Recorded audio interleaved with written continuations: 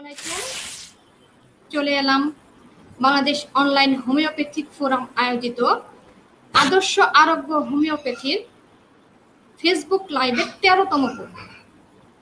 আমাদের আজকের যে সাবজেক্টটি তা হচ্ছে প্রোস্টেটাইটিসের উপর হোমিওপ্যাথিক চিকিৎসা, এবং যথারীতি সঞ্চালনায় থাকছে আমি ডাক্তার লাবণী আমিন, বাংলাদেশ অনলাইন হোমিওপ্যাথিক ফোরামের প্রশিক্ষণ বিষয়ক সম্পাদক হিসেবে আছি। এবং সার্বিক তত্ত্বাবধানে যিনি আছেন তিনি হলেন আমাদের শ্রদ্ধেয় সভাপতি ডাক্তার ইয়াকুব আলী সরকার, বাংলাদেশ অনলাইন হোমিওপ্যাথিক ফোরাম। আমরা সাপ্তাহিকভাবে প্রতিটি সপ্তাহেই নতুন নতুন একটি গুরুত্বপূর্ণ সাবজেক্ট আপনাদের সামনে উপস্থিত করি, যেন আস্তে আস্তে হোমিওপ্যাথিকে সামনের দিকে এগিয়ে নিয়ে যেতে পারি। ইনশাল্লাহ আজকের এই অনুষ্ঠানেও আপনারা নতুন নতুন কোনো কিছু তথ্য পাবেন, যেটা দিবেন আমাদের আজকের স্টুডিওতে যিনি আছেন। তিনি হোমিওপ্যাথির জন্য অনেকটাই লড়াই করে যাচ্ছেন। উনি এতটাই হোমিওপ্যাথির জন্য সংগ্রাম করেছেন যে একজন ক্রনিক ডিজিজ পেশেন্টকে উনি ভালো করেন, এবং যার ফলশ্রুতিতে খুশি হয়ে ওনাকে একটা বড় ধরনের একটা অ্যামাউন্ট দেন একটা হোমিওপ্যাথিক হাসপাতাল গড়ে তোলার জন্য। তো এই হিসেবে আমি বলবো, আমাদের যিনি আজকে অতিথি হয়ে আসছেন ওনাকে আপনারা সবাই চিনেন। উনি আমাদের আসলেই হোমিওপ্যাথির একজন গর্ব। তো আমি যার কথা বলছি তিনি আমাদের শ্রদ্ধেয় sir professor doctor Mohammad Fazal Haque sir. আজকের যে বিষয়টি, এই প্রোস্টেটাইটিসের উপরে হোমিওপ্যাথিক চিকিৎসা, আশা করি আপনারা আমাদের এই লাইভ প্রোগ্রাম থেকে এই গুরুত্বপূর্ণ সাবজেক্টের উপরে অনেক বেশি কিছু তথ্য আপনারা পাবেন। এরপরেও যদি আপনাদের কারো কোনো কোশ্চেন থেকে থাকে তাহলে অবশ্যই সেটা কমেন্ট বক্সে দিবেন। আমি যথারীতি সেই উত্তরগুলি দেওয়ার চেষ্টা করব স্যারের মাধ্যমে। আমি আজকে আর কথা বাড়াচ্ছি না, আমি চলে যাচ্ছি আমাদের মূল পর্বে, অর্থাৎ আমি আমার স্যারের কাছে চলে যাচ্ছি আমাদের প্রোগ্রামটি শুরু করার জন্য। আসসালামু আলাইকুম স্যার, কেমন আছেন? ওয়ালাইকুম আসসালাম ওয়া রাহমাতুল্লাহ। আমি ইনশাআল্লাহ ভালো আছি, আপনারা ভালো আছেন? জি আলহামদুলিল্লাহ, আমরাও ভালো আছি। তো আমি আজকে আপনি যে একটা একদম গুরুত্বপূর্ণ একটা সাবজেক্ট প্রোস্টাইটিস, এটা কিন্তু একদম মানে যাদের ঊর্ধ্বে বয়সটা যাদের বেশি তাদের জন্য কিন্তু এটা খুবই একটি গুরুত্বপূর্ণ একটি রোগ, এবং অনেকেই কিন্তু অনেক বয়স্ক লোকেরাই কিন্তু আমাদের এই জটিল রোগগুলো নিয়ে ভুগছেন। তো আশা করি ইনশাল্লাহ আজকে আপনারা এ থেকে উপকৃত হবেন। তো স্যার আপনি শুরু করুন আপনার প্রোগ্রামটি। ধন্যবাদ। বিসমিল্লাহির রহমানির রহিম। আজকে এই অনুষ্ঠানের উপস্থিত সম্মানিত সভাপতি সঞ্চালক লাবণী আমিন, এবং এই অনুষ্ঠানটি দেশে বিদেশে যেসব হোমিওপ্যাথি ডাক্তার, সাধারণ মানুষ, বন্ধু বান্ধব যারা দেখছেন তাদের সকলকে আমি আন্তরিক অভিনন্দন জানাচ্ছি এবং কৃতজ্ঞতা জ্ঞাপন করছি। এই লাইভটি দেখার পরে, শোনার পরে, জানার পরে আপনি, আপনার পরিবার, আপনার আত্মীয় স্বজন, বন্ধু বান্ধব নিশ্চয় এর দ্বারা উপকৃত হবেন বলে আমি গভীরভাবে বিশ্বাস করি। আজকের আলোচ্য বিষয় হচ্ছে প্রোস্টেট ক্যান্সার সম্পর্কে আমরা আলোচনা করব। আলোচনার প্রারম্ভে এই প্রোস্টেট শব্দটি কোথা থেকে এলো তার ব্যাখ্যা দিচ্ছি। ল্যাটিন ওয়ার্ড প্রোস্টেটা থেকে প্রোস্টেট শব্দটি এসেছে।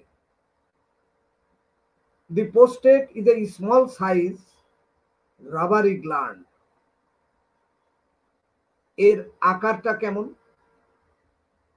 প্রোস্টেটের আকার অনেকটাই এই ব্রাজিল নাটের থেকে একটু বড়। প্রোস্টেটের অবস্থান মানব দেহের কোথায়? Located deep inside the groin between the base of the penis and the rectum, অর্থাৎ প্রোস্টেট মূত্রথলির ঠিক নিচেই, যেখানে মূত্রনালী শুরু তার দুপাশ জুড়ে প্রোস্টেট গ্ল্যান্ডটির অবস্থান। প্রোস্টেটের সাইজটা কত? মানব দেহের এই গুরুত্বপূর্ণ অর্গানটির সাইজ হচ্ছে নর্মাল সাইজ। এর তিনটা সাইজ আছে বয়স ভিত্তিতে। নর্মাল সাইজ হচ্ছে 3x3x5 centimetre approximately, or a volume of 25 ml. এই প্রোস্টেটের ইম্পর্টেন্সটা কি? It is very, very important for human health. It is an important for reproduction because it supplies part of the seminal fluid semen, বাংলায় যার নাম বলা হয় বীর্য, which mixes with sperm from the testes.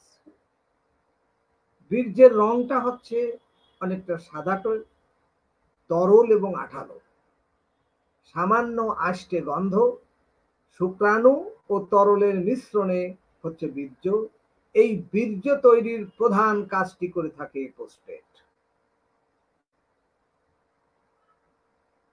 আপনারা বুঝলেন যে প্রোস্টেটটা কত গুরুত্বপূর্ণ। এই প্রোস্টেট থেকেই এটা ঠিক ব্লাডারের একেবারে নিচেই ছোট্ট থলির মতো ঝুলে আছে। এর মধ্য দিয়ে এসেছে ইউরেথ্রা এবং পেনিসের যে মূল যে ফর্মটা, সেটা এই প্রোস্টেট থেকে এসেছে। সুতরাং প্রোস্টেটটা দুই ভাগে বিভক্ত। এই নালী আসার কারণে সেটাকে দুই ভাগে ভাগ করে দিয়েছে। এখন এই যে প্রোস্টেটের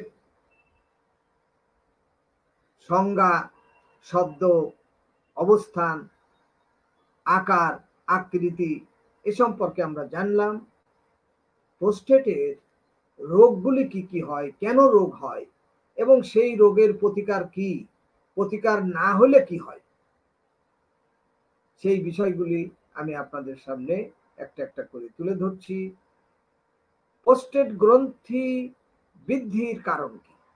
আপনারা সকলেই জানেন, বিশেষ করে ডাক্তার বন্ধুরা জানেন যে মানুষের বয়স বৃদ্ধির সাথে সাথে প্রোস্টেট গ্ল্যান্ডের বৃদ্ধি হয়ে থাকে, যাকে the cause of prostate enlargement বলেই সবাই জানে।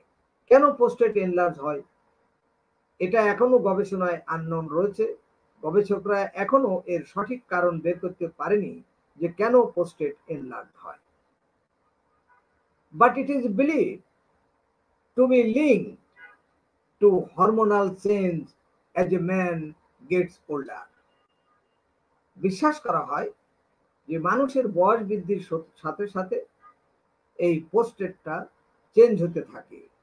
বয়স যত বেশি হয়, বিশেষ করে 40-এর পরে প্রোস্টেটটা বৃদ্ধি বেশি শুরু হয়।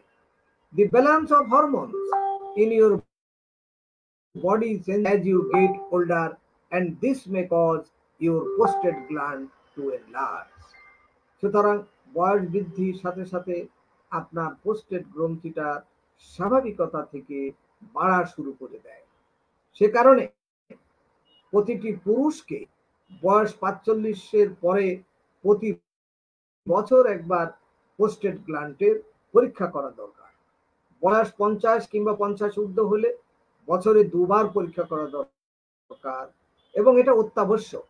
কেননা প্রোস্টেট ক্যান্সার হওয়ার সমূহ সম্ভাবনা বেড়ে যায় বা থেকে যায়।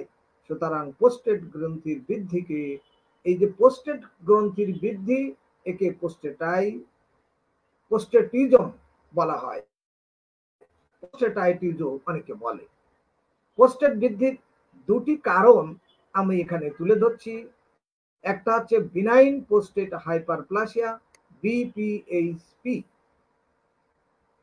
একে বলা হয় বিপিএইচপি, অর্থাৎ হচ্ছে বয়স বৃদ্ধির সঙ্গে সঙ্গে এটা শুরু হয়। তবে 45-এর পর থেকে বৃদ্ধিটি প্রস্রাবের নানাবিধ সমস্যার কারণে চিকিৎসকের শরণাপন্ন মানুষ হয়। বিভিন্ন ধরনের পরীক্ষা নিরীক্ষার মধ্যে যেটি বেশি পরিলক্ষিত হয় সেটা 50 এবং 60 ঊর্ধ্ব বয়সের পুরুষদের শতকরা 70% বিপিএইচপি তে আক্রান্ত হয়। পোস্টেট এনলার্জ হতে পারে, পোস্টেটে টিউমার হতে পারে। টিউমার দুই ধরনের হতে পারে, একটা বিনাইন টিউমার যেটা বিপজ্জনক নয়, আর একটা মেলিগনেন্ট টিউমার যেটা ক্যান্সার, বিপজ্জনক এবং মারাত্মক। পোস্টেট ক্যান্সার শুধু অসচেতনতার অভাবে বিশ্বব্যাপী লক্ষ লক্ষ মানুষ পোস্টেট ক্যান্সারে মৃত্যুবরণ করছে। আপনারা অবাক হবেন, মডার্ন টেকনোলজি এবং আধুনিক বিজ্ঞানের যুগেও 2016 থেকে 2018 সালে in male in the UK, prostate cancer is the second most common causes of cancer death. আমি বিশ্বের অন্যান্য দেশের তুলনা এখানে আনছি না, আমি বিশ্বের দুটি সবচেয়ে উন্নত দেশ ইংল্যান্ড, ইউকে, ইউনাইটেড কিংডম এবং ইউএসএ, ইউনাইটেড স্টেট অফ আমেরিকার কথা এখানে তুলে ধরছি। তাহলে ইংল্যান্ডে আমরা দেখছি যে যত রোগের কারণে মানুষ মারা যাচ্ছে, পোস্টেট ক্যান্সার তার ভিতরে দ্বিতীয় অবস্থানে আছে। এখন আমি যদি ইউএস এর দিকে দৃষ্টি ফিরাই, তাহলে সেখানে দেখব যে prostate cancer is the second leading cause of cancer death in men in the United State. তাহলে এখানেও ইউনাইটেড স্টেটে যত মানুষ মারা যাচ্ছে তার দ্বিতীয় অবস্থানে রয়েছে পোস্টেট ক্যান্সার। এই যে পোস্টেট ক্যান্সার সম্পর্কে আমি জানালাম, পোস্টেট ক্যান্সারের কি টেস্ট করলে আমরা সহজেই জানতে পারি যে আমার পোস্টেট ঠিক আছে না বেঠিক আছে, অসুস্থ আছে, এনলার্জ হয়েছে নাকি ক্যান্সার হয়েছে। সেই টেস্টটা ভেরি ইজি ব্লাড টেস্ট, নাম হচ্ছে পিএসএ, প্রোস্টেট স্পেসিফিক অ্যান্টিজেন। 50 ঊর্ধ্ব বয়সের পুরুষদের বছরে অন্তত 2 বার, আর 45 থেকে 50 বছর বয়সের মধ্যে পুরুষদের প্রতি বছর অন্তত 1 বার পিএসএ টেস্ট করা উচিত। আদার টেস্ট কি লাগবে কি লাগবে না সেটা ডাক্তার বন্ধুগণ ঠিক করে দেবেন রোগী দেখে। টেস্ট রিপোর্টে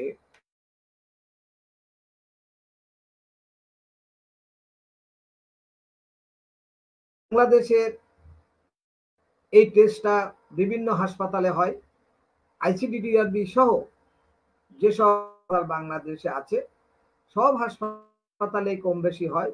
রিপোর্টের কিছুটা পার্থক্য তারতম্য থাকতে পারে। আইসিডিডিআরবি রিপোর্টটাকে অত্যন্ত অথেন্টিক হিসাবে ধরে নেওয়া যায়, বিদেশের কথা আমি বলছি না। তাহলে গণসচেতনতা, প্রচারণার অভাবে সারা পৃথিবীব্যাপী কিভাবে এই উপার্জনক্ষম বয়সের মানুষ, যাদের বয়স 40 থেকে 60, তারা যদি মারা যায় তাহলে একটা পরিবার ধ্বংস হয়ে যায়, একটা পরিবার নিঃস্ব হয়ে যায়, একটা পরিবার পথে বসে যায়। এই চিত্র থেকে আমি মানুষকে সচেতন করার উদ্দেশ্যে এবং এই পোস্টেট ক্যান্সার সমাধানের বিষয়ে আমি আজকের এই আলোচনাটি বেছে নিয়েছি। নিশ্চয় আপনারা এতক্ষণে আলোচনার গুরুত্ব উপলব্ধি করেছেন এবং শেষ পর্যন্ত শুনলে আরো আপনাদের উপকারে আসবে বলে আমি গভীরভাবে বিশ্বাস করি। এখন যদি আপনি পিএসএ টেস্ট না করেন তাহলে কি হবে? আমি আগেই বলেছি যে পিএসএ রিপোর্ট 0 থেকে 4.0 NgmL, এটা নর্মাল রেঞ্জ। এই নর্মাল রেঞ্জ হতে আপনি যদি পরীক্ষা করেন তাহলে আপনি আপনার প্রোস্টেট গ্ল্যান্ডের অবস্থা কি সেটা আপনি জানতে পারছেন যে 4-এর মধ্যে আছেন না বেশি হচ্ছে। যদি 4 থেকে ক্রমাগত বৃদ্ধি হয়ে 10 NgmL হয় বা তদূর্ধ্ব হয়, 15 হয়, 20 হয়, 25 হয়, আপনি ইউরোলজিস্টের কাছে গেছেন, নেফ্রোলজিস্টের কাছে গেছেন, তারা আপনার এই রিপোর্ট দেখে হয়তো অ্যান্টিবায়োটিক দেয়। কিন্তু যখন দেখছেন যে অ্যান্টিবায়োটিক খাওয়ার পরেও আপনার পিএসএ কমছে না, তখন আপনি নিশ্চিত ধরে নিতে পারেন যে আপনার ক্যান্সার হওয়ার সম্ভাবনা 90%।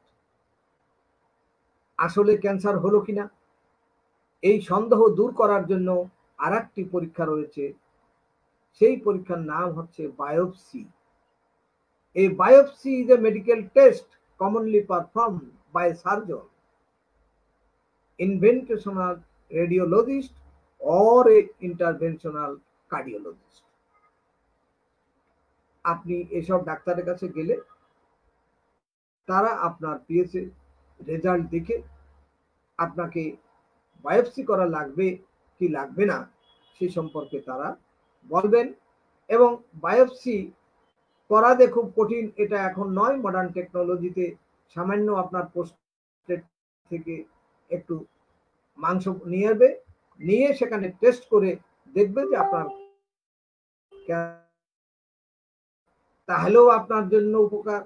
যদি ক্যান্সার না থাকে তাহলেও আপনার জন্য উপকার, আপনি বুঝতে পারলেন যে আমার প্রোস্টেটের অবস্থাটা কি। সাধারণত প্রোস্টেট ক্যান্সারের 4টা স্টেজ আছে। এর ফার্স্ট স্টেজে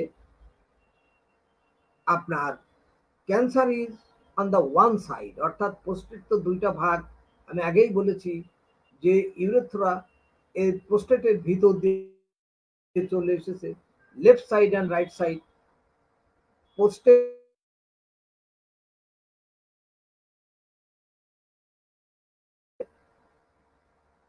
তাহলে আপনার এই একটা স্টেজের মধ্যেই, একটা প্রোস্টেটের মধ্যেই কিন্তু পরিমাণটা বেড়ে যাবে।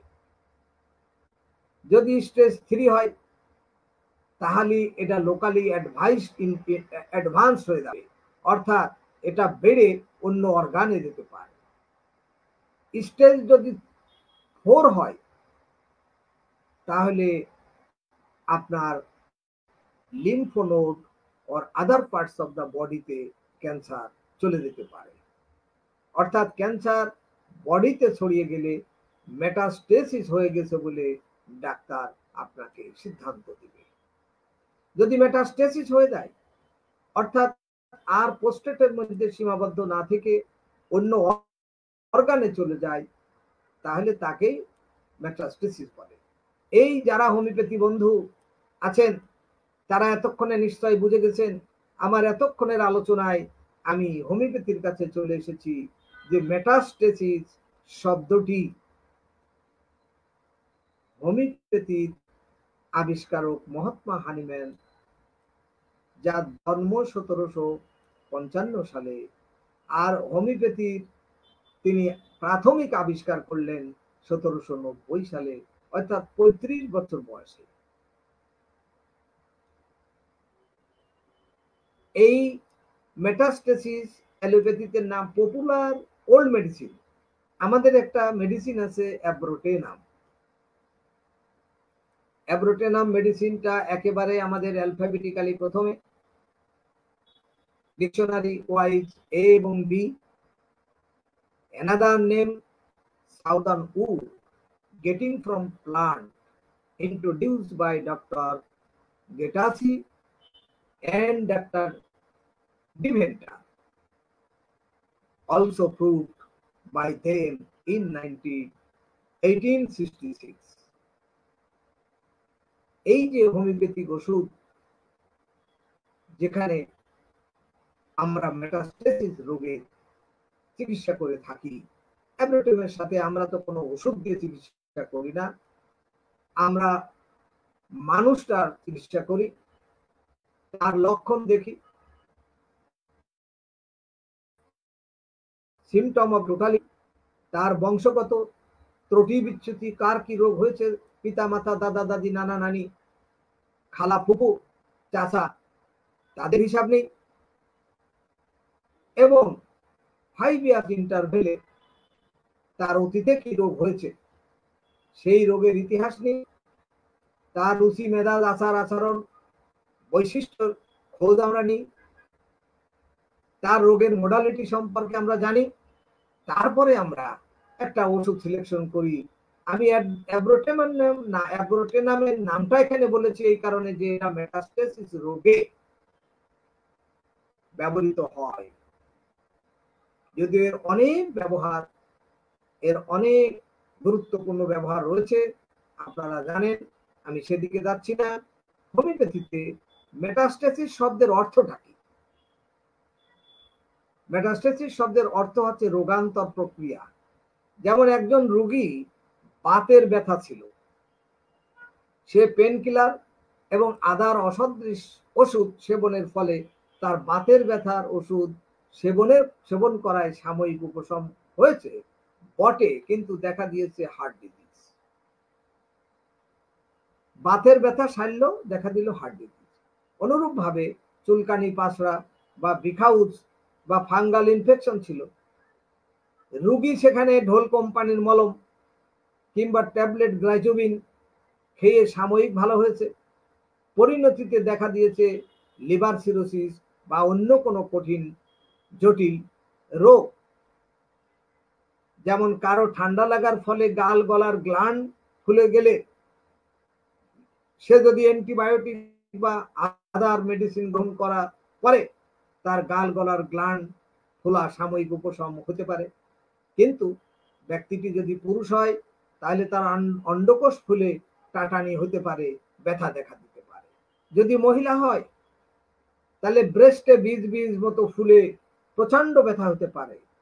মানব দেহের কোনো অঙ্গ বা যন্ত্রে প্রথম রোগ আরম্ভ হওয়ার পরে কুচিকিৎসা বা অপচিকিৎসার কারণে যদি অন্য কোনো যন্ত্র আক্রান্ত হয় তবে তাকে বলে মেটাস্টেসিস। আমার মনে হয় বন্ধুগণ, মেটাস্টেসিস শব্দটি কি, হোমিওপ্যাথিতে কি বোঝায় তা ব্যাখ্যা করেছি। বাস্তবিক পক্ষে অ্যালোপ্যাথিক মেটাস্টেসিস শব্দটির অর্থও তো তাই। এর আগেই আমি আলোচনা করেছি, প্রোস্টেট ক্যান্সার সঠিকভাবে চিকিৎসা করা না হলে কিংবা অসচেতন ভাবে পিএসএ বাড়তে থাকলে একসময় ক্যান্সারটি প্রোস্টেটে সীমাবদ্ধ না থেকে পাশের অর্গান পর্যন্ত ছড়িয়ে যাবে। যদি প্রোস্টেটে থাকা অবস্থায় আপনি অ্যালোপ্যাথি ডাক্তারের কাছে যান তাহলে খুবই ভালো, তারা অতি অল্প সময়ে এবং দ্রুততম সময়ে এখন যে চিকিৎসা বের হয়েছে সেটা হচ্ছে রোবোটিক অপারেশন। এই রোবোটিক অপারেশন যার সুবিধা হচ্ছে আগের মতো পেট কাটা লাগে না, ক্ষত শুকাতে দেরি হয় না, হাসপাতালে 2 দিনের বেশি থাকা লাগে না, কিন্তু খুবই ব্যয়বহুল হওয়াতে সকলের পক্ষে এই চিকিৎসা গ্রহণ করা সম্ভব নহে। বিশেষজ্ঞ সার্জন মেশিনের মাধ্যমে রোগীর ক্যান্সারাস এরিয়াটি কেটে ফেলে দিলেই নিশ্চিত আরোগ্য হয়ে যাবেন। ভারত, সিঙ্গাপুর, থাইল্যান্ড এসব দেশে রোবোটিক অপারেশন হয়ে থাকে, বাংলাদেশে এখনো এই অপারেশন শুরু হয়নি। আপনি অপারেশন রোবোটিক করেন অথবা পেট কেটে অপারেশন করেন, এর পার্শ্ব প্রতিক্রিয়া রয়েছে। কি পার্শ্ব প্রতিক্রিয়া? এক হলো ইনকন্টিনেন্স, ইউরিন আনকন্ট্রোল, অর্থাৎ হঠাৎ প্রস্রাব পড়ে যায়। ড্রিবলিং, ফোঁটা ফোঁটা প্রস্রাব হয়। পুরুষের সেক্স নষ্ট হয়ে যায়। উঁচু কিংবা সিঁড়ি ভেঙে উপরে নিচে উঠানামার সময় আপনার কাপড় নষ্ট হয়ে যেতে পারে। আমি আমার বাস্তব চিকিৎসা জীবনে 12 জন রোগীর চিকিৎসা করার অভিজ্ঞতা অর্জন করেছি এবং আমি যা বললাম এসবই তাদের থেকে লক্ষ্য করেছি। এখন প্রশ্ন হচ্ছে যে আমি কখন আমার প্রোস্টেট টেস্ট করতে যাব, কোন লক্ষণ আমাদের দেখতে হবে, কোন লক্ষণ আসলে আমি হাসপাতালে রক্ত টেস্টের জন্য যাব। প্রস্রাব আটকে গেলে, বাধাগ্রস্ত হলে, কিংবা একাধিক ধারায় প্রবাহিত হলে, দ্যাট ইজ ইউরোফ্লো কমে গেলে, রোগীরা যখন ইউরোলজিস্ট কিংবা নেফ্রোলজিস্টের কাছে যায়, তখন তারা রোগীদের ইউরোম্যাক্স দুবেলা সেবনের জন্য পরামর্শ দিয়ে থাকে। আমি এই যে চিকিৎসা মানুষের নিচ্ছে, আমাদের কাছে যদি আসে, হোমিওপ্যাথি বন্ধুদের কাছে যদি আসে, তারা যদি constitutionally totality of the symptom, আগেই বলেছি বংশগত ইতিহাস, রোগীর অতীত ইতিহাস, সঠিক রোগলিপি ফর্মের মাধ্যমে চিকিৎসা করে, তাহলে চিকিৎসার অনেক বেশি ফলপ্রসূ রেজাল্ট হতে দেখেছি আমি। অনেক উচ্চশিক্ষিত শিল্পপতি, ঊর্ধ্বতন কর্মকর্তা যারা হরহামেশা বিদেশে যাচ্ছেন, ভ্রমণ করছেন, তাদের চিকিৎসা করেছি, করছি। এবং হোমিওপ্যাথিতে যে সফলতার কথা, তা বলে শেষ করা যাবে না। এটা আমার কোনো কৃতিত্ব নেই, কৃতিত্ব নয়, কৃতিত্ব হচ্ছে আমার পরম শ্রদ্ধেয় প্রয়াত আমাদের যিনি দিকপাল, আমাদের যিনি পথ দেখিয়েছেন, সেই মহাত্মা হানিম্যান, যিনি 1750 সালে জন্মগ্রহণ করে মাত্র 35 বছর বয়সে অমানবিক, অমানসিক, অন্যায়, অত্যাচার, নির্যাতন ও মানসিক উদ্বেগের মধ্যেও 1790 সনে হোমিওপ্যাথির যাত্রা শুরু করে মাত্র 17টি ওষুধ দিয়ে। আর এক মহান আমেরিকান বিখ্যাত চিকিৎসক, তার সহধর্মিণী দীর্ঘদিনের অনিদ্রা আরোগ্য না হওয়ায় তিনি একজন হোমিওপ্যাথি ডাক্তারকে ডেকে সেই হোমিওপ্যাথি ডাক্তারের চিকিৎসায় তার স্ত্রীর নিদ্রা, গভীর নিদ্রা আসার কারণে তিনি তার নিজ ধর্ম ত্যাগ করে হোমিওপ্যাথির ধর্ম গ্রহণ করেন এবং গবেষণা শুরু করেন। তার গবেষণায় 1890 সালে তিনি যে বিখ্যাত বই Kent, doctor Kent lecture of medicine, materia medica, এবং 1400 অধিক পৃষ্ঠার যে বই তিনি আমাদেরকে উপহার দিয়েছেন, 1522 পৃষ্ঠার বই, যে বই আমাদেরকে উপহার দিয়েছেন, যেখানে 37টি অধ্যায়ে উল্লেখ রয়েছে এই ইউরিনারি অর্গান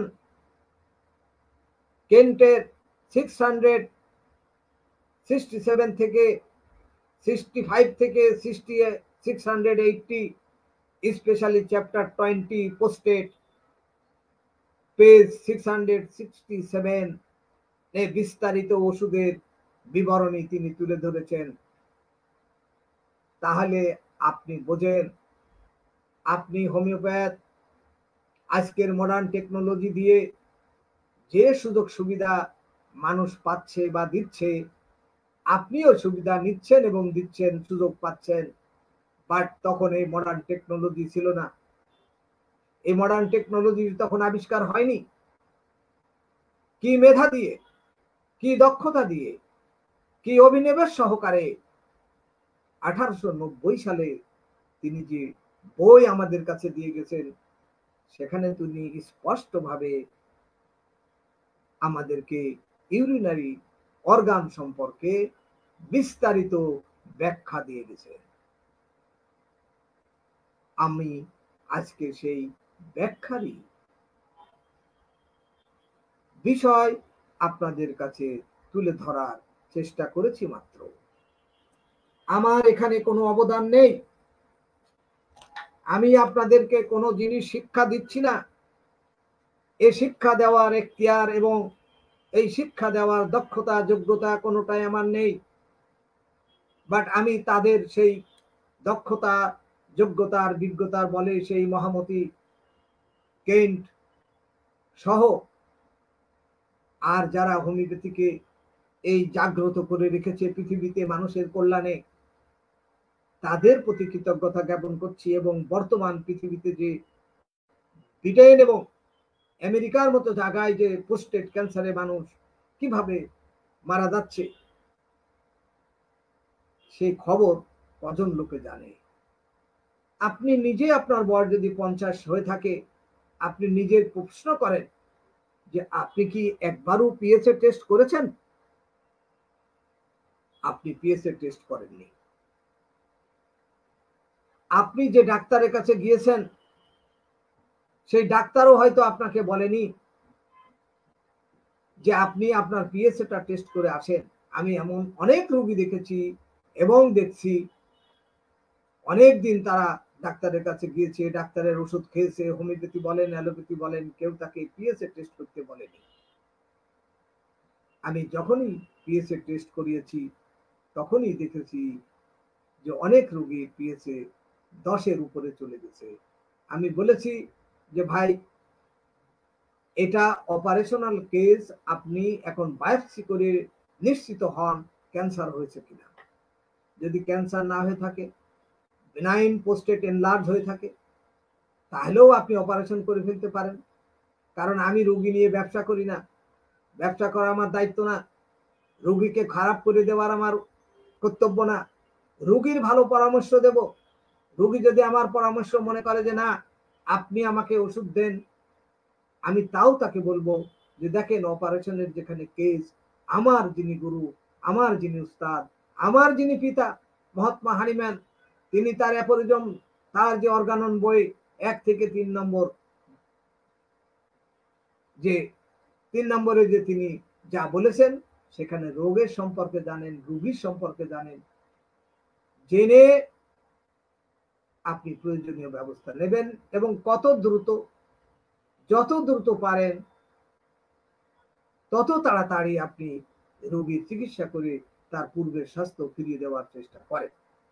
তাহলে আমরা একটা জিনিস এখানে পেয়েছি, সেটা হলো পোস্টেট যদি ক্যান্সার যদি বডিতে ছড়িয়ে যায়, মেটাস্টেসিস হয়ে যায়, তাহলে তাদের আর কেমোথেরাপি দেওয়ার কোনো সুযোগ থাকলেও অপারেশন করার কোনো সুযোগ থাকে না, যেহেতু সারা বডিতে ক্যান্সারটি ছড়িয়ে গিয়েছে। এই সারা বডিতে ক্যান্সার ছড়িয়ে গিয়েছে এমন রোগী আমি এই অত্যন্ত গুরুত্বপূর্ণ একটি হাসপাতাল থেকে ফেরত এনে চিকিৎসা করেছিলাম। 6 মাস বেঁচে ছিল। আওয়ামী লীগের অনেক উচ্চ পর্যায়ের একজন লোক, সিএমএইচ, তিনি আর্মিতে চাকরি করতেন, দিল্লির গঙ্গারাম হাসপাতালে চিকিৎসা করেছেন, তারা ফেরত দিয়েছে।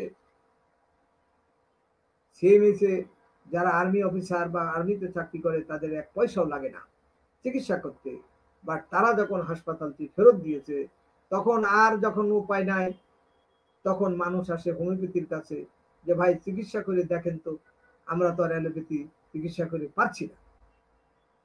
সে রোগীও 6 মাস বেঁচে ছিল, ভালো ছিল। তো আমরা, আমাদের কৃতিত্বও আছে, ব্যর্থতাও আছে। আমরা যে সব সারতে পারবো তাও নয়, আমরা যে কিছু সারতে পারবো না তাও।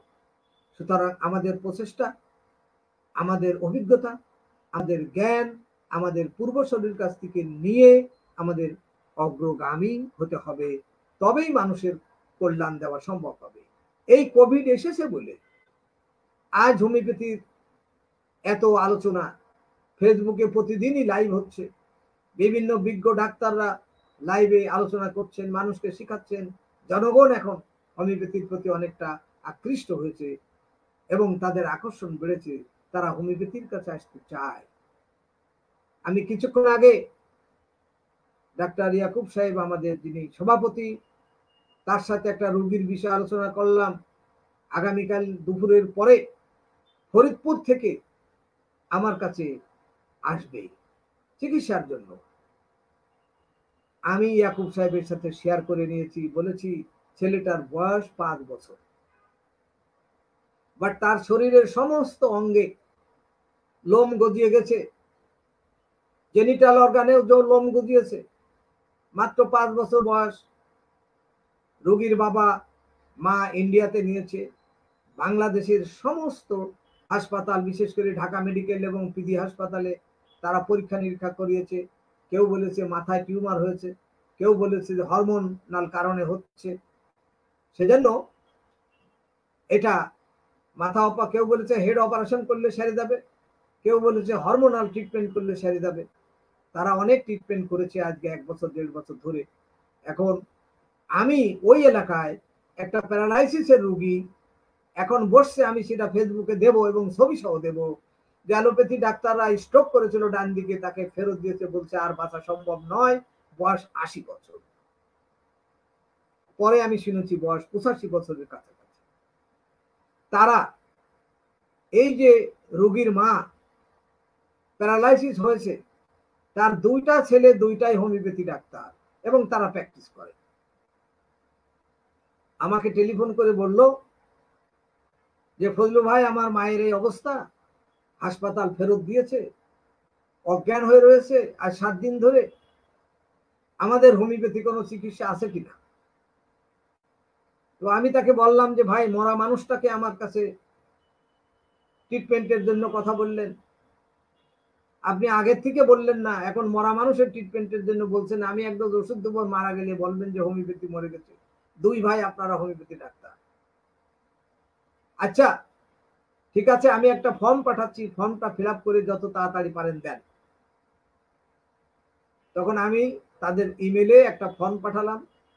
ফর্ম দেখে পর্যালোচনা করে সফটওয়্যার মিলায়ে কেন্টের রেপার্টরি, রবিন মার্ফির রেপার্টরির তুলনামূলক আলোচনা করে আমি একটি ওষুধ দিয়েছি। আহ কি এক্সেলেন্ট, ইউরেকা! মাত্র 24 ঘন্টার মধ্যে জ্ঞান ফিরেছে, চোখ মেলেছে। আজকের কথা বলছি, মা উঠে বসেছে, তিনি আমাকে টেলিফোন করে বলেছে এখন ভাত খাচ্ছে, খাবার চাচ্ছে আম আর দুধ। এগুলো হোমিওপ্যাথির অ্যাচিভমেন্ট, ডাক্তারের অভিজ্ঞতার অ্যাচিভমেন্ট, মহাত্মা হানিমের অ্যাচিভমেন্ট। যারা হোমিওপ্যাথি বিজ্ঞ বিশেষজ্ঞ ছিলেন, ডাক্তার কেন্টের অ্যাচিভমেন্ট। আমার কোনো অ্যাচিভমেন্ট নাই, আপনার কোনো অ্যাচিভমেন্ট নাই। আমি আর আপনি তো এই ডাক্তারি করে পয়সা নিয়ে সংসার চালাচ্ছি। সুতরাং তাদের প্রতি আমাদের কৃতজ্ঞ হতে হবে এবং একজনের সব জ্ঞান নাই, আপনারা জ্ঞান ছড়িয়ে দেবেন, একে অপরের সহযোগিতা নেবেন, তবেই হোমিওপ্যাথির উন্নতি হবে। যা হোক, প্রসঙ্গক্রমে আমি এটি আলোচনা করেছি। এখন আমি আসি পোস্টেড গ্রন্থির। আগেই বলেছিলাম 667 পৃষ্ঠা, কেন্টের রেপার্টরি। আমি রেফারেন্স দিচ্ছি।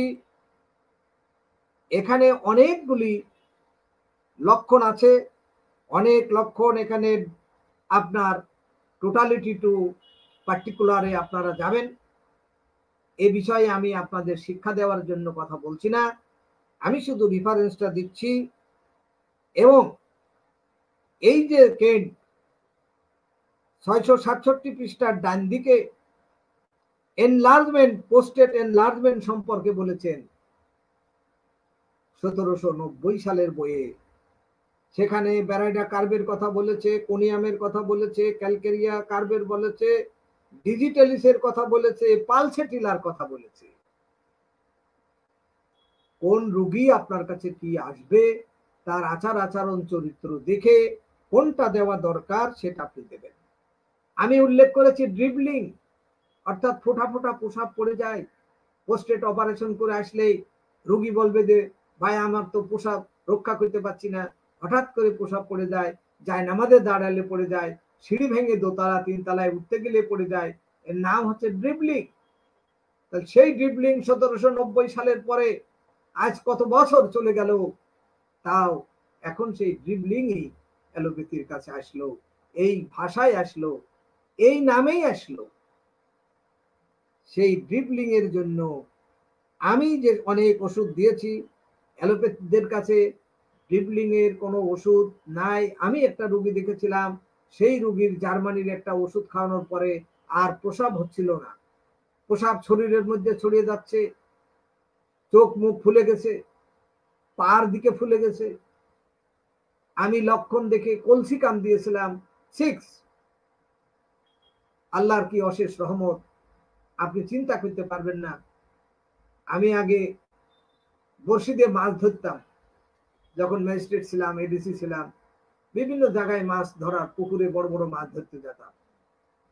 তো মাছ সারাদিন বসে থেকে একটি যদি ধরা পড়ে তো কি যে আনন্দ, আর যদি মাছ না ধরা পড়ে, মাছ হয়তো আমাকে, আমি এবং একজন ডিস্ট্রিক্ট জাজ, আমরা দুইজন শেয়ারে মাছ ধরতে যেতাম বড়শি দিয়ে। তখন সন্ধ্যাবেলা তারা আমাদেরকে জালে জালে জালে করে মাছ ধরে, সেই মাছ আমরা নিয়ে আসতাম বটে, কিন্তু আনন্দ লাগতো না। যখন একটি রোগী আপনি সুস্থ করে দেবেন, যে তার পোশাক পড়ে যাচ্ছিল, নামাজ পড়তে পারছে না, দোতলায় উঠতে পারছে না, হাঁটতে পারছে না, তো তার ড্রিবলিং ফোটা ফোটা প্রসাব যখন পড়ে যাচ্ছে, সেই ফোটা ফোটা প্রসাব যদি আপনি বন্ধ করে দেন, তাহলে এর থেকে আনন্দ আপনি আর কি পাবেন? পাবেন না। বন্ধুগণ, শুধু কথা বললে হবে না, বাস্তবে কাজে লাগাতে হবে। নিজের অভিজ্ঞতা না থাকলে অন্যের অভিজ্ঞতা নিতে হবে। আমাদের এই পরিষদে অনেক গুরুত্বপূর্ণ অভিজ্ঞ ডাক্তার রয়েছে। আমার জানা মতে বাংলাদেশের শ্রেষ্ঠ ডাক্তার, সে আর আমি আলোচনা করি, তিনি medical college, homeopathic medical college মিরপুরের প্রফেসর ছিলেন, ডাক্তার নজরুল ইসলাম ভূঁইয়া। আমাদের আরেকজন প্রথিতযশা ডাক্তার, ডাক্তার অনন্য মান্নান, তার দু একটা আলোচনা আমি শুনেছি। ওদিন আমাদের অ্যানাটমি পড়িয়েছে ডাক্তার জাহাঙ্গীর আলম, উনি অ্যালোপ্যাথি ডাক্তার। আমি আমার ইউনিভার্সিটির কারণে, সারা রাত দিন ব্যস্ত থাকার কারণে আপনাদের সাথে আমি সময় দিতে পারি না, পড়ালেখা করতে পারি না। আমি চিন্তা করছি যে চাকরি ছেড়ে যে কয়দিন বাঁচি, মানুষের কল্যাণে কিছু করতে পারি কিনা। যেমন এই পোস্টেড সম্পর্কে মানুষ দিশেহারা। আমি শুধু সম্মানিত আমাদের সরকারি কর্মকর্তাদের নাম ঠিকানা দিতে পারছি না, বাট আপনারা চাইলে মোবাইল নাম্বার দিতে পারি। কি রকমের উপকার হয়েছে আপনি তাদের সাথে কথা বলে দেখতে পারেন। আপনি কথা বলে দেখেন, ইউরোমেক্স খাওয়া লাগে না, ওষুধেই প্রসাব পরিষ্কার হয়ে যায়।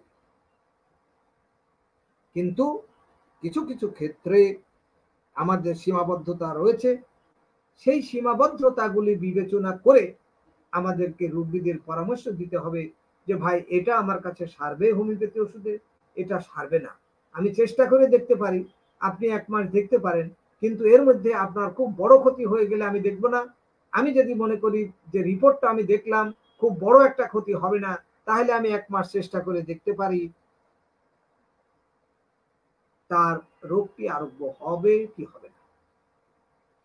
এই পোস্টেড অপারেশনের আরেকটি, এই যে ড্রিবলিং, এর অন্য নাম হচ্ছে ইনকন্টিনেন্স। এই ইনকন্টিনেন্সে আপনি Apis, chamomilla, pulsatilla, nitric acid, Thuja, আপনি দেখবেন যে তার বংশে সে সাইকোটিক রোগী কিনা, সাইকোটিক বংশ থেকে এসেছে কিনা, সে কি মিক্স মায়াজমের লোক নাকি সিঙ্গেল মায়াজমের লোক, অতীতে সুরা দ্বারা আক্রান্ত হয়েছে, ঢোল কোম্পানি মলম এটা সেটা লাগিয়েছে কিনা, তা দিয়ে আরোগ্য হয়ে গেছে কিনা, গায়ে আসিল আছে কিনা, উপরে আসিল আছে না নিচে আসিল আছে, অর্থাৎ পায়ে আছে না ঘাড়ে আছে, ইত্যাদি খুঁটিনাটি বিষয়গুলি জানার পরে, এবং বিশেষ করে মানসিক লক্ষণটা বেশি জানতে হবে, তার ইরিটেবিলিটি কেমন, কথা বললেই চট করে রেগে যায় কিনা, রাগ হয়ে গেলে মানুষকে খুন করবে এমন আচরণ করে কিনা, জিনিসপত্র ভেঙে ফেলে কিনা। শুধু এইসব ইতিহাস নিলে হবে না, আপনাকে রোগীকে অবজার্ভ করতে হবে যে রোগীটা আপনার কাছে আসলো, সে কিভাবে আসলো, কিভাবে বসলো, সে কি বসে স্থির নাকি 2 পা ঝাঁকাচ্ছে, পিএসসিতে একবার একজন ক্যান্ডিডেট বিশেষ পরীক্ষা দিতে গেছে, তার পা ঝাঁকানো সময় একজন স্যার, যিনি ভাইবা বোর্ডের কর্তা, তিনি বলছে যে ভাই আপনি এত নড়ছেন কেন এবং গাধা শরীর ঝাঁকাচ্ছেন কেন, পা ঝাঁকাচ্ছেন কেন? ভাই স্যার ঝাঁকানো দেখছেন কি? প্রশ্ন করে দেখেন না, ঝড়ের মতো ঝাঁকানো শুরু হয়ে যাবে। তো এখন আমাদের হোমিওপ্যাথ এমন একটি সূক্ষ্ম মাত্রার ওষুধ, এমন সুন্দর ওষুধ, এমন ভাবে কাজ করে যে সমুদ্রের এপারে এক ফোঁটা দিয়ে সমুদ্রের অপর পার থেকে বোতল ভরে নিয়ে সেবন করার মতো। এ যেন আল্লাহর অলৌকিক এক দৃষ্টি, আল্লাহর অলৌকিক এক রহমত। আপনি ভাবতে পারবেন না যে আপনি 10 নম্বর বড়ি, একটি বড়ি দিয়ে একটি জ্বরের রোগী ভালো করছেন, ঠান্ডা লাগার রোগী ভালো করছেন, এই রকমের প্রোস্টেট ক্যান্সারের রোগীও আপনি ভালো করতে পারবেন। আমি জানি না আমার সাথে আপনারা একমত হবেন কিনা। যদি একমত না হন তাহলে আমার কাছে ক্রনিক ডিজিজের রোগী দিয়ে পরীক্ষা করে দেখতে পারেন 2-1টা। আমি আর নজরুল ইসলাম আলোচনা করে এইভাবে আমরা রোগী দেখি, এবং অ্যালোপ্যাথি, বামুনগ্রাদ হাসপাতাল, মাউন্ট এলিজাবেথ হাসপাতাল, গঙ্গারাম হাসপাতাল দিল্লি এই কিটেনিন কমাইতে পারেনি, ইজিএফআর কমাতে পারেনি। যার ছেলে ডাক্তার, ছেলের বউ ডাক্তার, মেয়ে ডাক্তার, মেয়ের জামাই ডাক্তার, এফসিপিএস করা ডাক্তার, নিজস্ব হাসপাতাল রয়েছে অ্যালোপ্যাথি। আমি জানি না আল্লাহ তাআলা কোন রহমতে আমি ওষুধ দিয়েছি, তিনি ভালো আছেন।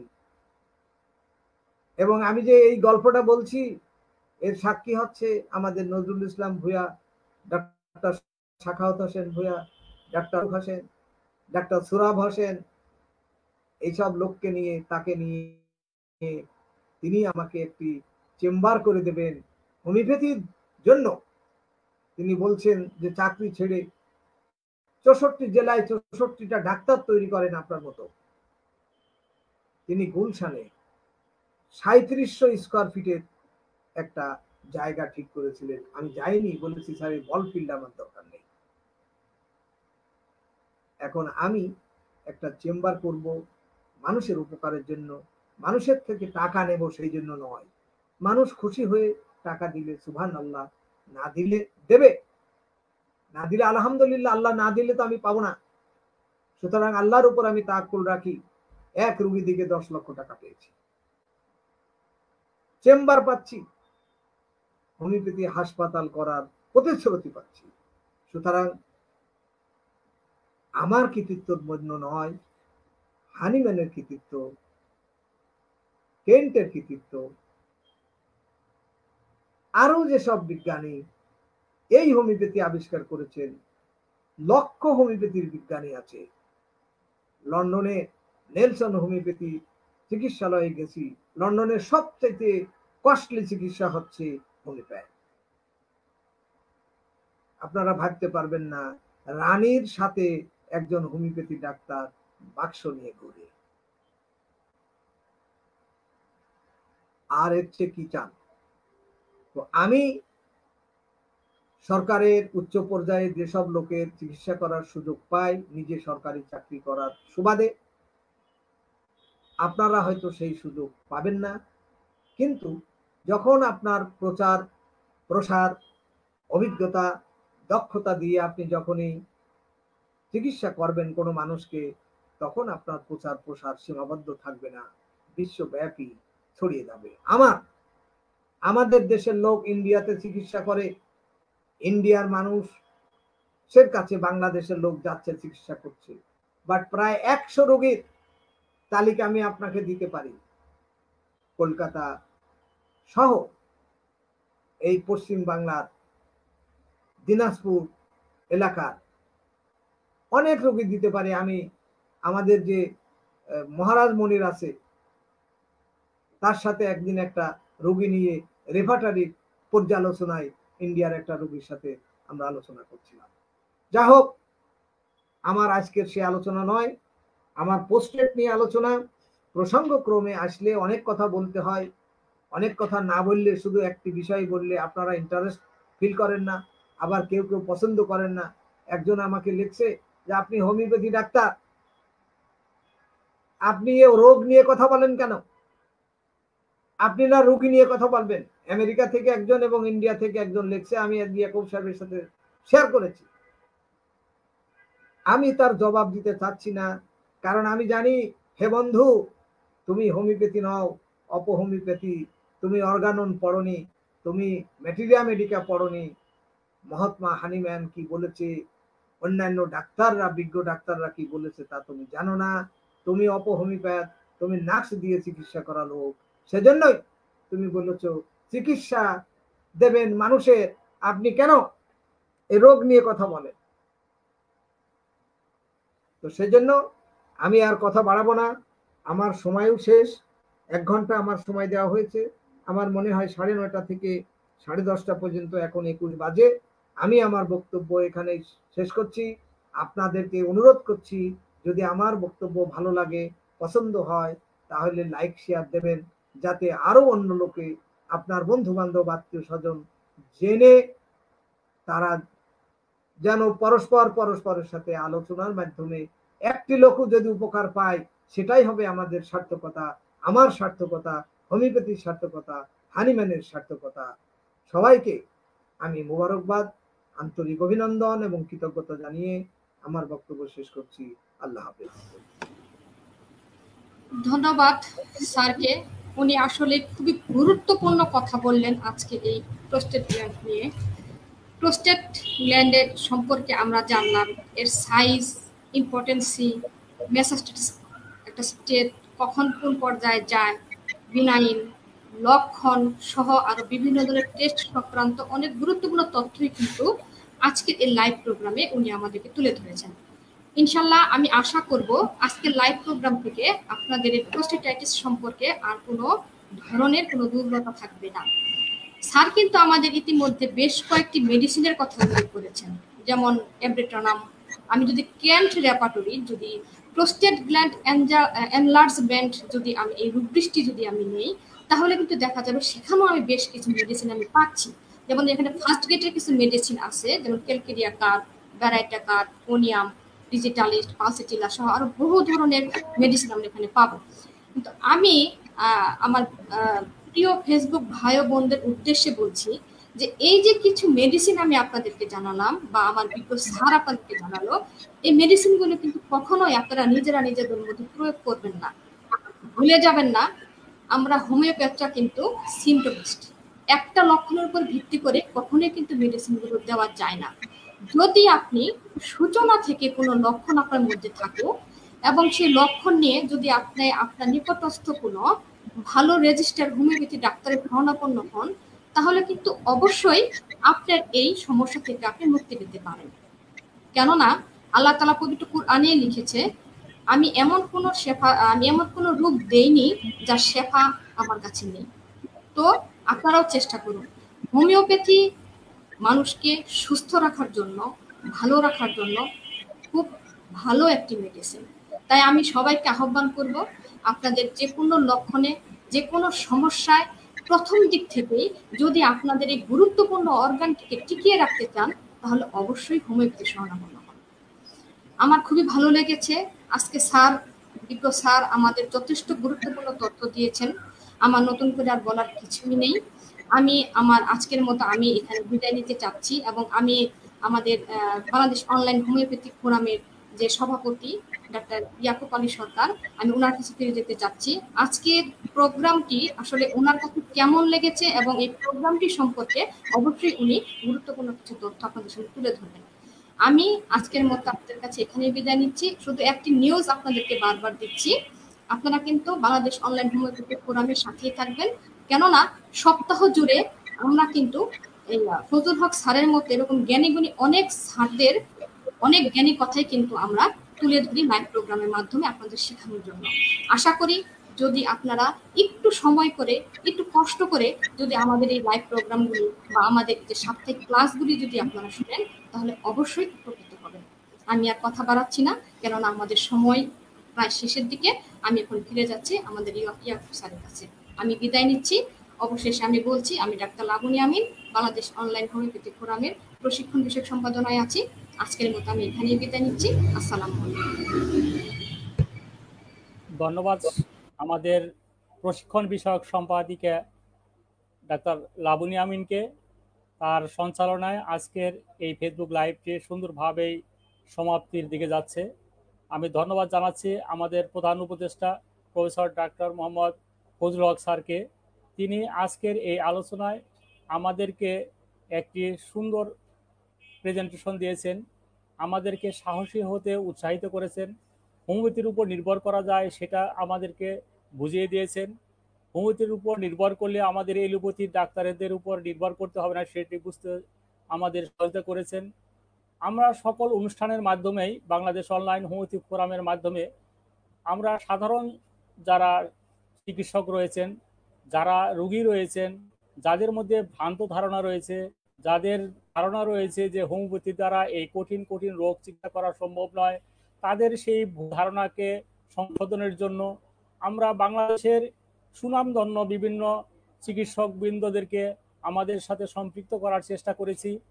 আমি ইতিমধ্যে অনেকবার ফেসবুকে স্ট্যাটাস দিয়ে বলেছি, যারা আমাদের বাংলাদেশের গুণী ব্যক্তি, যারা সরকারের উচ্চ পর্যায়ে রয়েছেন, যারা বিশ্ববিদ্যালয়ের শিক্ষক হিসেবে রয়েছেন, যারা বিভিন্ন পেশায় যারা নিজেদের অবস্থান অত্যন্ত উচ্চ পর্যায়ে রেখেছেন, তারা যদি আমাদের এই হোমিওপ্যাথির পক্ষে কথা বলেন, তাহলে সেই কথাটা হয় অত্যন্ত গুরুত্বপূর্ণ।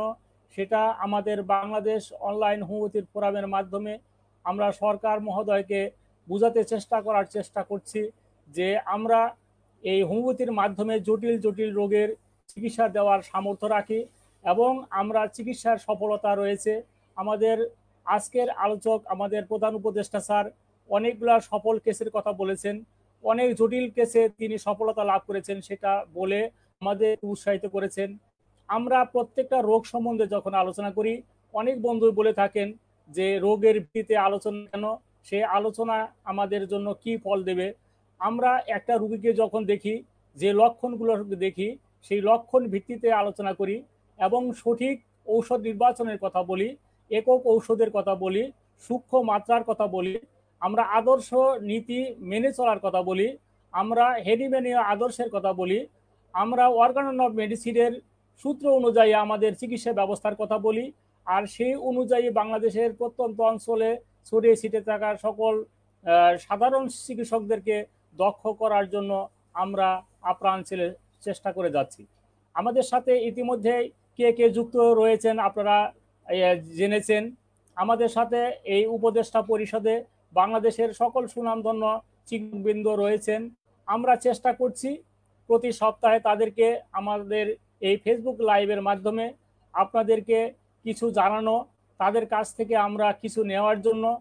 আমাদের সাথে সম্পৃক্ত রয়েছেন আমাদের একজন বিজ্ঞ চিকিৎসক, যিনি বিএইচএমএস ডিগ্রি প্রতিষ্ঠার জন্য সংগ্রাম করেছিলেন, তিনি সেই সংগ্রাম কমিটির সভাপতি ছিলেন। তিনি এই চিকিৎসা জীবনে এই হোমিওপ্যাথির উন্নয়নের জন্য যে অর্জন করেছেন, সেই অর্জন দেওয়ার জন্য তার এই শেষ বয়সে আপ্রাণ চেষ্টা করে যাচ্ছেন। আপনারা দেখেছেন যে ইতিমধ্যে কয়েকটা সেশনে তিনি আলোচনা করেছেন অর্গানন অফ মেডিসিনের ভিত্তিতে আমাদের আদর্শ আরোগ্যের জন্য কি কি ক্রাইটেরিয়া আমাদের মানা জরুরি এবং সেই ক্রাইটেরিয়া মেনে চললে আমাদের আদর্শ আরোগ্য দেওয়া সম্ভব, সে কথা তিনি চুলচেরা বিশ্লেষণ করেছেন। গত ফেসবুক লাইভে বুধবার তিনি দেখিয়েছেন যে একটা রোগীর সাইন এবং সিমটম, যে সকল সাইন সেটার ভিত্তিতেও ওষুধ দেওয়া যায় এবং সিমটমের ভিত্তিতেও ওষুধ দেওয়া যায়। সাইন এবং সিমটম দুইটার যেভাবে পৃথক করে তিনি বুঝিয়ে দিয়েছেন এবং প্রত্যেকটা সাইনের ভিত্তিতে কি কি ওষুধ আসতে পারে সেই আলোচনাগুলা গত পর্বে তিনি করেছেন।